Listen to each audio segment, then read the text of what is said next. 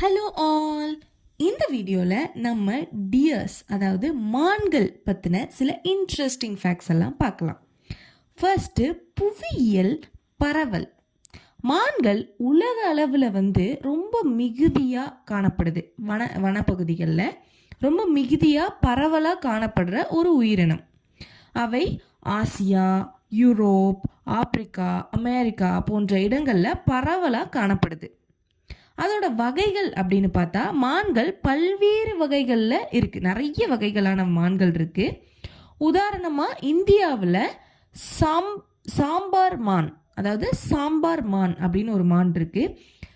Next Santhal மான், spotted dear, புள்ளிமான், அதான் சந்தல் மான்னு சொல்கிறாங்க. மற்றும் குளனரி மான், பார்க்லிங் டியர் போன்றவை உள்ளன.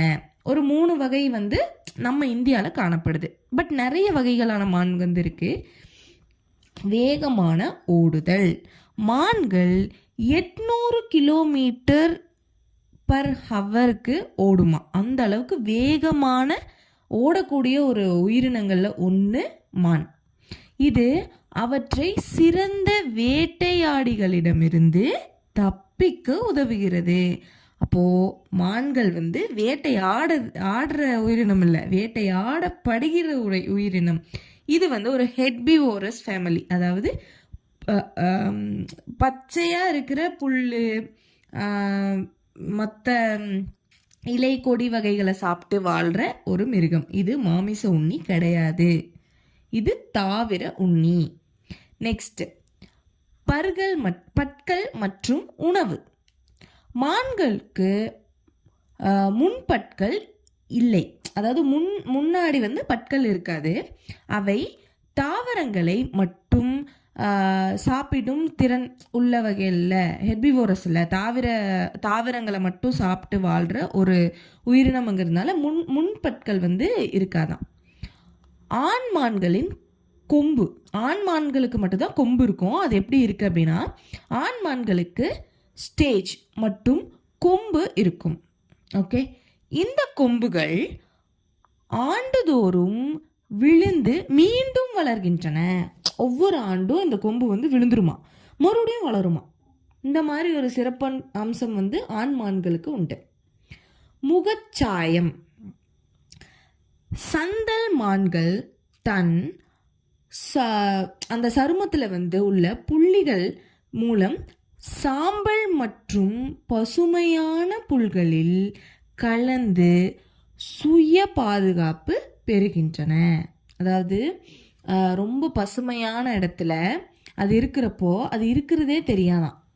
அந்த அளவுக்கு அதோட கலர் ஒத்து போயிடும்.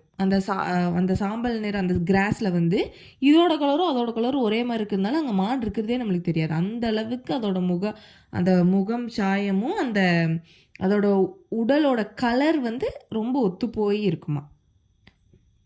நெக்ஸ்ட்டு, ஆன்மீக தொடர்பு. தமிழர்கள் மான்களை புனிதமானவை என்று கருதுகின்றனர். மான்களை ரொம்ப புனிதமான ஒரு உயிரினமாக நம்ம தமிழர்கள் கருதுகிறாங்க. இது சாமியார் அல்லது தெய்வங்களுக்கு சமர்ப்பணமாக பார்க்கப்படுகிறது. ஒரு தெய்வத்துக்கு ஈடாக நம்ம அதை பார்க்குறோம். ஒரு தெய்வமாக அதை நம்ம பார்க்குறோம் அந்த மானை. நெக்ஸ்ட்டு, அதோட சமூகம் எப்படி இருக்குது. அது ஒரு கூட்டமாக வாழ்கிற உயிரினம் தான் மான்களும். ஸோ அதோட சமூகம் எப்படி இருக்குது அப்படின்னா, சமூக பக்கம் அப்படின்னு சொல்லி இது எப்படி இருக்குது அப்படின்னா, மான்கள் கூட்டமாக வாழும் இயல்புடையவை. ஸோ ஒரு கூட்டத்தில் எவ்வளோ மான்கள் இருக்குன்னா, குறைஞ்சபட்சம் 10லிருந்து 30 மான்கள் வரை காணப்படுதான் ஒரு கூட்டத்துக்கு. ஸோ நிறைய கூட்டமாக வாழும். ஸோ அதில் ஒரு கூட்டத்துக்கு ஒரு 10லிருந்து 30 மான்கள் ஒரு கூட்டத்தில் இருக்குமா. தாய்மையின் தன்மை. தாய்மான் தனது குட்டிகளை சிறந்த முறையில் பாதுகாக்க சிறந்த தாய்மையின் அடையாளம் ஆகும். தன் குட்டியை ரொம்ப சிறந்த முறையில் பாதுகாத்து வளர்க்குமா ஒரு தாய்மான். அவ்வளோ ஒரு தாய்மை குணம் மிகுந்த ஒரு உயிரினமாக இருக்குது மான்கள்.